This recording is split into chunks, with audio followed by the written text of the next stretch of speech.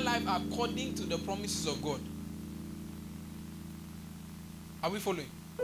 Because he is the subject of God's promise. So when you declare a promise, you are speaking of something that you have the ability to do it. The power of performance is on you. That is why when we look at the life of Jesus, you will see that God was ever present with him. Because he was living.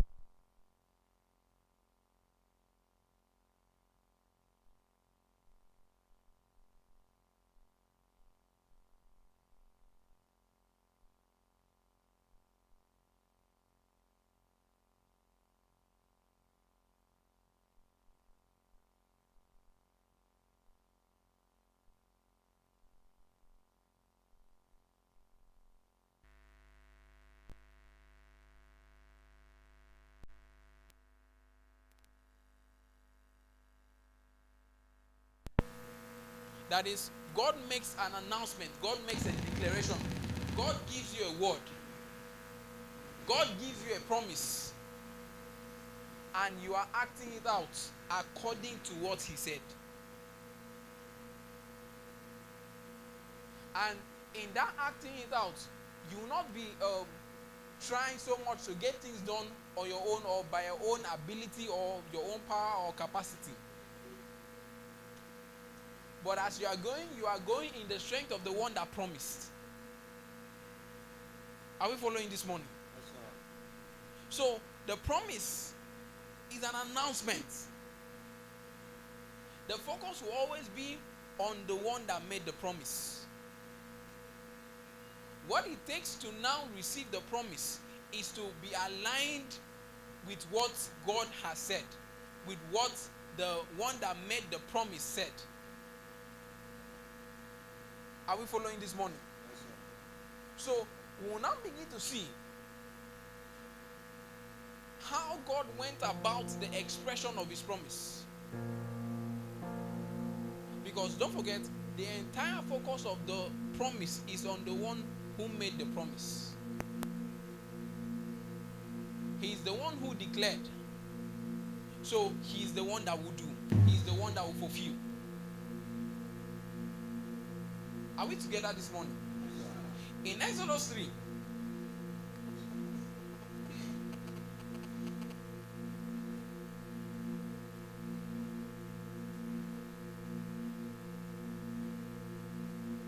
read this yesterday.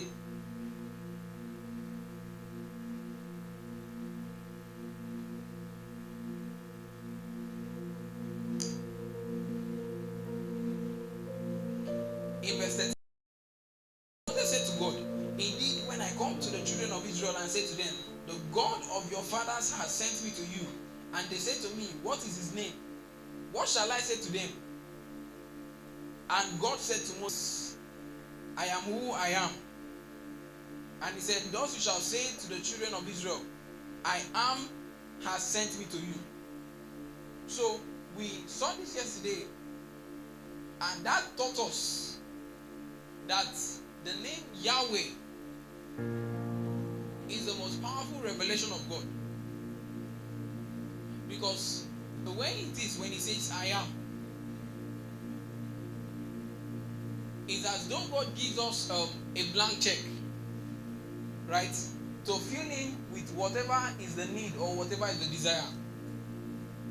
So I am now becomes for us whatever we require or whatever we desire of him at the point of our needs.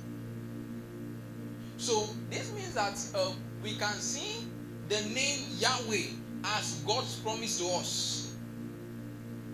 That, and he will be whatever we desire him to be. So when God was declaring the name Yahweh to Moses and Israel, because you will notice how the children of Israel really took advantage of this in the entire Exodus story. Wherever there was a need, Yahweh was there. He was present to meet the need. So in every instance where God fulfilled his word to them, where God met his needs, where God met their needs, he was fulfilling his promises to them. That is, that declaration, Yahweh, I am who I am. That is, whatever you require, whatever you desire, according to my word to you that I am. Once you place that desire, that need under this promise, which we have said, that name is like a blank check. Whatever you put under it. So the moment God fulfills or God meets all their needs, he was fulfilling his promise to them. Are we following? So we begin to see the example of God. Because the character of the one that makes the promise must not be compromised.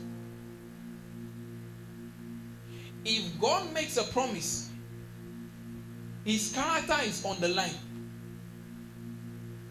Because God cannot fail. And God does not lie. So God will go through any means to ensure that his word to us is fulfilled by